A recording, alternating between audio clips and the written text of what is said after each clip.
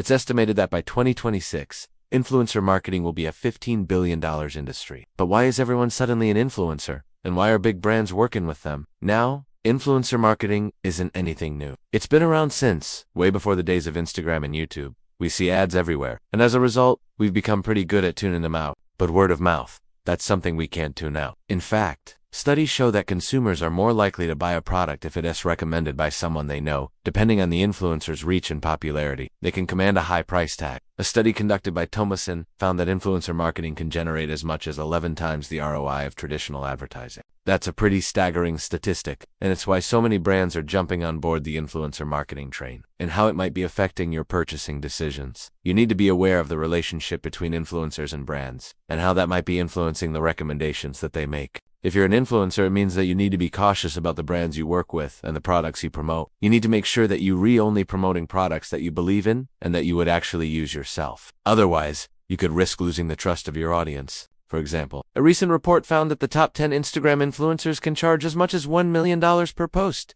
Nike, Adidas, Zara, you name it. They're all using influencers to promote their products. And it's working. According to a recent survey, 67% of consumers are more likely to consider a product or service based on an influencer recommendation. Additionally, influencer marketing can be difficult to measure. It can be hard to track the results and see how effective the campaign was. This makes it difficult to determine whether or not the investment was worth it. Despite these challenges, though, most brands are still willing to work with influencers because the potential payoff is just too great. And trust, like a friend or family member, than if they see it advertised on TV or online. This is what makes influencer marketing so effective. Influencers have built up a level of trust with their audience. They've established themselves as experts in a particular field, and when they recommend a product, their audience is more likely to listen. But in recent years, it's exploded in popularity, and for good reason. And if you enjoyed this video, please don't forget to like and subscribe. Thank you for watching. Are they just doing it because it's cool, or is there a real strategy behind it? Well, the answer is yes. There's a real strategy behind it, and this strategy is called the influencer economy. In simple terms, the influencer economy is when brands pay influencers to promote their products to their audience in hopes that those products will sell well. As consumers, we're bombarded with advertising every day. TV, radio, online, you name it. But how do brands find these influencers and how do they work with them? Well, there are a few different ways. Some brands work directly with influencers, reaching out to them through their agency or management team. They might include a link to the product in their social media bio. They might create a discount code that their audience can use to get a discount on the product. Or they might simply mention the product in one of their videos or posts. Ultimately, it's up to the influencer and the brand to decide how to best promote the product. Others use influencer marketing platforms to find and connect with influencers in their space. Once a brand has identified a potential influencer to work with, they'll typically send them a pitch, outlining what they want and what they're willing to pay for it. If the influencer is interested, they'll accept the pitch and the collaboration will begin. Now, there are a few different ways that an influencer can promote a brand's product. So what's the downside? Why wouldn't every brand want to work with influencers? Well, for one, it can be expensive. When done right, influencer marketing can be extremely effective. Take a look at some of the biggest brands out there and you LLC that they all working with influencers. So what does this mean for you? Well, if you're a consumer, it means that you need to be aware of the influencer economy. So what do you think of the influencer economy? Is it just a passing fad or is it here to stay? Let us know in the comments below. Have you ever found yourself reaching out for your phone without any particular purpose in mind, only to find that you've wasted a significant amount of time scrolling through feeds? If this sounds familiar, you might be experiencing the shadow of addiction, a term coined by Dr. Anna Lem, a Stanford and Harvard-trained psychiatrist. Join me as we delve into the concept of the shadow of addiction, the addictive nature of social media. These platforms are meticulously designed to keep us engaged. They offer instant gratification through likes and comments, creating a dopamine-fueled cycle that's hard to break. The constant accessibility provided by smartphones, combined with the reward circuit in our brain, the so-called dopamine system, makes for a potent mix. Every notification, every like or comment triggers a release of dopamine, a neurotransmitter associated with pleasure and reward. When we're more focused on curating the perfect online persona than nurturing real-life connections, we're essentially trading authenticity for likes. Understanding the psychological and physiological mechanisms at play can help us recognize when we're slipping into the shadow. These can be apps or browser extensions that limit our access to time-consuming websites, allowing us to focus on our work or studies. It's crucial that we,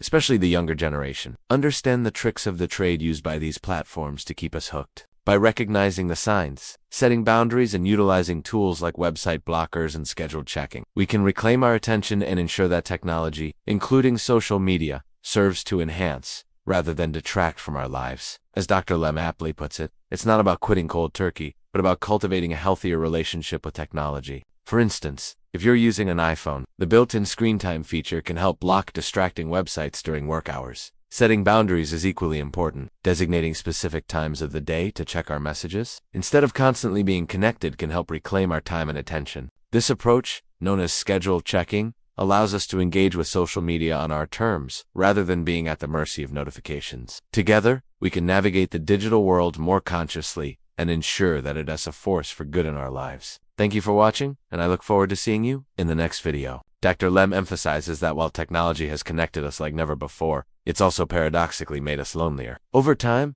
this can rewire our brains, making it harder to focus on tasks that don't provide instant gratification. According to Dr. Lem, we're all susceptible to casting shadows. It's not about willpower. It's about understanding the nature of these platforms and the tricks they employ to keep us hooked, and how it can creep into our lives if we're not careful. We'll also explore effective tools and techniques that can help you manage your social media use and achieve digital well-being. This shadow, according to her, is cast by the apps that we're most attached to. And when it catches us off guard, it can lead to feelings of frustration, self-blame, and a sense of helplessness. In our hyper-connected world, where smartphones are practically an appendage, understanding and recognizing these shadows is crucial. The allure of social media is undeniable. So what exactly makes social media so addictive? It's a potent mix of psychological and technological factors. Dr. Lem highlights that this rewiring affects our sleep patterns too, with the blue light emitted from our screens suppressing melatonin, a hormone that regulates our sleep-wake cycle. We find ourselves staying up later and waking up earlier than we intend to.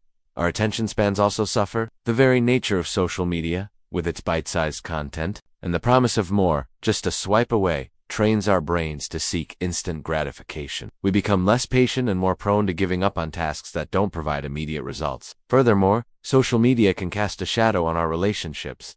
So how can we step out of the shadows? The first step is awareness. Another powerful tool in our arsenal is the use of website blockers. In conclusion, the shadow of addiction looms large in our tech-saturated world. If you found this video insightful, please consider sharing it with your friends and family. Have you ever found yourself scrolling through social media, feeling like there's this constant pressure to stay connected? In our hyper-connected world, it's easy to feel like we're missing out if we're not constantly plugged in. But what if I told you there is a growing movement of people who are intentionally stepping away from their devices, embracing a slower pace of life, and reconnecting with the world around them? I'm talking about a more intentional and extended digital detox. Imagine waking up without the urge to immediately check your notifications, spending your day engaging with the world around you, and maybe even finishing that book you've been meaning to read. It might sound like a dream, but it's a reality for many who have chosen to take a step back from social media. I want to talk about the power of taking a break from social media. A walk in the park becomes an adventure, a board game night with friends feels like a lost treasure, and reading a book becomes a cherished habit. We live in a world where being connected is the norm, but that's all the more reason to make it a personal mission to find balance. Share your experiences with friends and family. They might just be the support you need to stay committed. Drop a comment, share this video, and let's continue this important conversation. Here's to living a life that is well-balanced, deeply mindful, and truly connected. Until next time, take care. Who knows? You might even inspire them to join you in this journey. These moments become more vibrant, more real. You start to truly live in the present. It's not about deleting your accounts, but rather developing a healthier relationship with technology.